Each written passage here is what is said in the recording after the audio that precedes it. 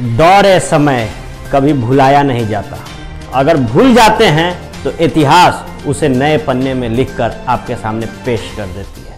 कुछ ऐसा ही नज़ारा आज से कुछ दशक पहले रैलियों में देखा जाता था।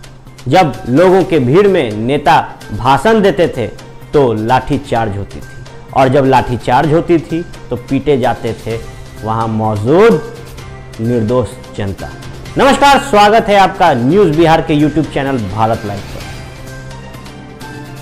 चुनाव आते ही हर दल के नेता और हर दल नए नए ट्रम्प कार्ड फेंकते हैं, नई नई पत्ती में अपने बादशाहत को खोजते हैं।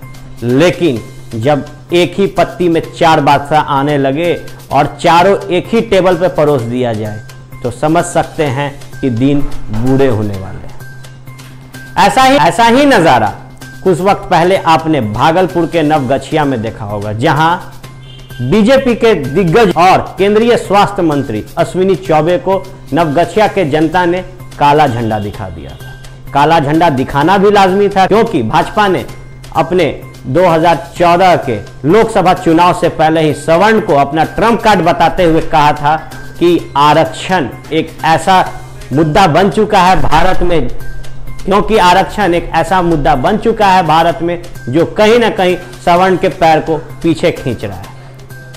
अब जब चुनाव एक बार फिर से सर और जिस तरीके से सत्ता में बैठी भाजपा सवर्ण से किनारा काट रही है, तो ऐसा होना लाजमी है और काला झंडा दिखाना जायज है। जब भी जातिवाद पर राजनीति शुरू होती है तो कुछ ऐसे राज्य हैं जो जातिवाद के गर में गिने जाते हैं, जिसमें सबसे पहला नाम कहीं ना कहीं बिहार का आता है। और बिहार में ही बीजेपी के जब दिग्गज नेताओं को काला झंडा दिखाना शुरू कर दिया जाए तो कह सकते हैं कि शायद आने वाले समय में जनता के लिए अच्छे दिन होंगे। कुछ ऐसा ही नजारा गया में देखने को मिला, जहां बिहार के मौजूदा उप मुख्यमंत्री सुशील कुमार मोदी को काला झंडा दिखाया गया। इतना ही नहीं, नित्यानंद को भी बीते दिन काला झंडा से संबोधित किया जनता ने।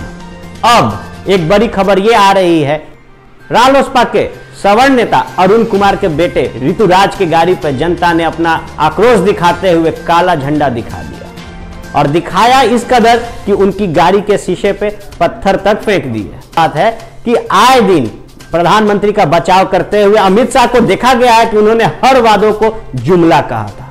ऐसे में क्या सवर्ण जनता समझ चुकी है कि बीजेपी ने जो वादे किए थे वो एक जुमला था, या फिर बीजेपी का कन्नी काटना सवर्ण वोट बैंक पे कहीं ना कहीं दर्शा रहा है कि इस बार सवर्ण जाति के लोग समझ चुके हैं कि कोई पार्टी तो हम पर ध्यान नहीं देगी, लेकिन जो दे रही थी बीजेपी, जिसने वादा करते हुए सत्ता में काबिज हुए, उन्होंने भी अब हमसे कन्नी काटना शुरू कर दिया है।